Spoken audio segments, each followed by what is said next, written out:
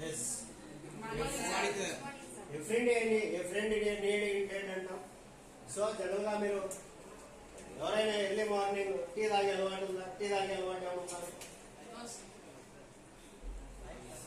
Tea తాగుతాను. ఎప్పుడైనా tea తాగే అలవాటు?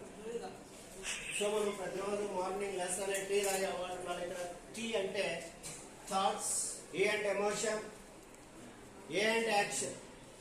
You have good thoughts, you will good emotions. You have good emotions, you will become a good actions. You have good actions, you will become a genius person in society. So ఇక్కడ ఏంటంటే మరి ఇక్కడ జనరల్గా చాలా ఉంది, మనకు కొన్ని విషయాల్లో హెల్ప్ చేసే అవకాశం ఉండి కూడా, సేవ చేసే అవకాశం ఉండి కూడా, నాకెందుకులే, ఇది నాకు సంబంధించింది కాదు, నేను ఎందుకు చేయాలి, ఇది నాకు సంబంధించింది కాదు, ఎవరో ఏదో చేస్తారు అనేటువంటి కాన్సెప్ట్తో ఉంటాం.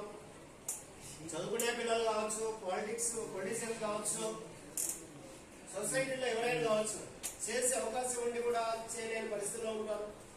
ఇలాంటి అవకాశాలు మనకు వచ్చినప్పుడు, అలాంటి అవకాశాలు కానీ మనకు వస్తే, చేసే అవకాశం వచ్చినప్పుడు చేసేదానికి మనం సిద్ధంగా ఉండాలి. అలాంటి సేవలు చేస్తుంటే మనలో ఎంతో ఒక ఆనందం, ఒక రకమైనటువంటి క్వాలిటీస్ అనేవి మనలో వస్తాయి. మరి ఇందులో ఏంటంటే ఇలాంటి క్వాలిటీస్ రావాలంటే మనం సేవ చేసే అవకాశం వచ్చినా చేయకపోతే అది ఏమవుతుందంటే, ఇక్కడ ఫర్ ఎగ్జాంపుల్ ఒక చిన్న స్టోరీ చెప్తాను, ఒక మోరల్ స్టోరీ. ఒక ఊరిలో ఒక చిన్న రైతు ఉంటాడు. ఈ రైతు ఏం చేస్తాడంటే ఒక మేక, ఒక కోడిని బాగా చాలా ప్రేమగా పెంచుకుంటూ ఉంటాడు. అయితే కొన్ని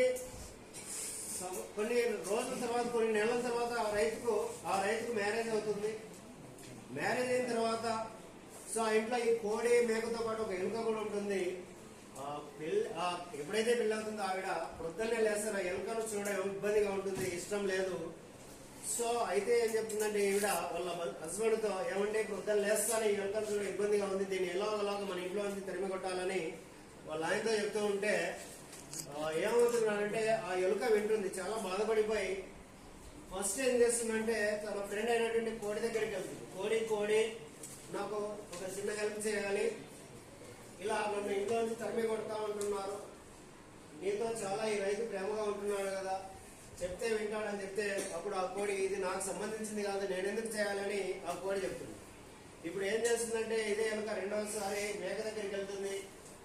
మేక మామ నాకు చిన్న హెల్ప్ చేయాలి, ఈ రైతు నీతో మంచిగా పొలాన్ని తీసుకెళ్తాడు, మంచిగా గింజలు పెడతా ఉంటాడు, మంచిగా ధాన్యం నీకు ఇస్తూ ప్రేమగా చూసుకుంటున్నాడు, నువ్వు చెప్తే కాదండు, ఎలుకను కూడా మనతో ఉంచుకుందామని చెప్పండి అంటే, అప్పుడు ఈ మేక ఇది నాకు సంబంధించింది కాదు, నీ పని నువ్వు చూసుకో ఉంటుంది.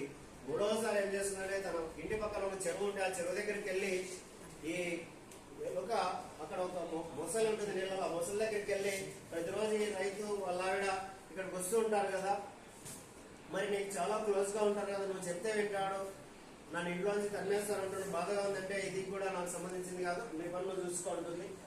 సో అయితే ఆ ఇంట్లో ఆ రైతు భార్య ఏం చేస్తుందంటే ఆ ఎలుకను పట్టుకునే ఒక బోన్ అనేది పెడుతుంది అక్కడ.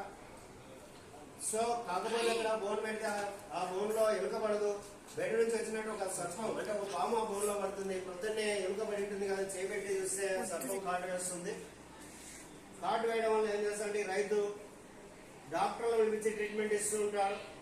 ఊరిలో గ్రామ ప్రజలంతా తండోపాలుగా వస్తూ ఉంటారు. ఇలా 2 రోజులు జరిగింది, 3-4 రోజులు. ఒక రోజు సండే వచ్చింది. రోజు కాఫీలు టీలు ఇవ్వడం ఏంటి, అన్నం పప్పన్న పెట్టడం ఎందుకు అనేసి, ఏదో 10-15 మంది ఉన్నారు కదని చెప్పేసి నాన్ వెజ్ పెడతామని చెప్పేసి ఆ కోడిని, ఆ రోజు సండే రోజు కోడిని చంపేసి ఆ కోడి మాంసం పెట్టి వాళ్ళకు అభినందన చేస్తారు.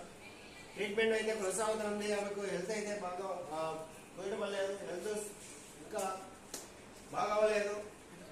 చుట్టుపక్కల గ్రామంలో ఉన్నటువంటి రైతులు, వాళ్ళు తెలిసిన వాళ్ళంతా తొందరగా వస్తున్నారు, రోజు వస్తున్నారు, కాఫీలు ఇస్తున్నారు, భోజనాలు పెడుతున్నారు.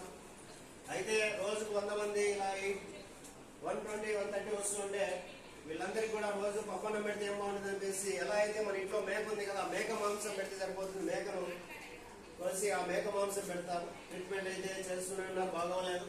ఇప్పుడు సెకండ్ ఒపీనియన్ కోసం ఒక ఆయుర్వేద డాక్టర్ దగ్గరికి వెళ్తారు. ఈ సెకండ్ ఒపీనియన్ కోసం ఆయుర్వేద డాక్టర్ దగ్గరికి వెళితే ఆయన ఒకటే చెప్తారు, ఈ గాయం బాగోవాలంటే ఒకటే మార్గం ఏంటంటే మీ ఎక్కడైతే మొసలు కనిపిస్తుందో ఆ మొసలు చంపి ఆ రక్తం మూస్తే వెంటనే బాగవుతుందని చెప్తారు. సో అదే పక్కనే మొసలు అనేది ఉంది కాబట్టి ఆ మొసల్ని చంపి రక్తం ఆ గాయం మీద పూస్తారు. మరి ఎందుకు ఇది చెప్పానంటే ఇందులో ఎవరెవరు చనిపోయారు? ఇక్కడ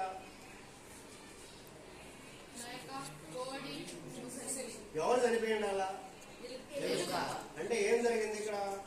సో అంటే ఇక్కడ ఈ కోడి, మేక, మొసలి నాకెందుకులే అనుకోవడం వల్ల వాళ్ళకి అక్కడ హెల్ప్ చేసే అవకాశం ఉంది. చిన్నగా ఏం కాదు, మనతో ఉంటాడని అంటే ఏం లేదు. ఇలాంటి నీతి మనం ఎందుకు నేర్చుకోవాలంటే మనకి ఏదైతే సేవ చేసే భాగ్యం కలిగినప్పుడు ఖచ్చితంగా మనం సేవ చేసేటువంటి అవకాశం ఇచ్చినప్పుడు చేస్తుంటే మనకు కూడా ఒక మంచి జరుగుతుంటుంది. ఇలా చేయకపోవడం వల్లే కదా నాన్న, ఇలా చేయకపోవడం వల్ల ఏమైంది, మిగతా వాటికి ఏదైతే కోడి, మేక, మొసలి మూడు కూడా చనిపోవడం జరిగింది. ఈ కథలో నీతి ఏంటంటే మనం సేవ చేసే అవకాశం మనకు కల్పించే అవకాశం కనుక భగవంతుడు చేస్తే ఆ అవకాశాన్ని ఖచ్చితంగా అందిపుచ్చుకోవాలి. సో మనం కూడా మన లైఫ్లో ఇలాంటి అవకాశాలు ఏదైనా వస్తే ఖచ్చితంగా చేస్తూ ఉంటే మనం రాబోయే రోజుల్లో మనకి ఇక మోరల్ వాల్యూస్, సొసైటీలో ఎలా ఉండాలా, నేనంటే ఎలా ఉండాలా, ఎథిక్స్ ఏంటి అనేవి అద్భుతంగా నేర్చుకోగలుగుతారు. ఓకే అన్న, థ్యాంక్ యూ వెరీ మచ్.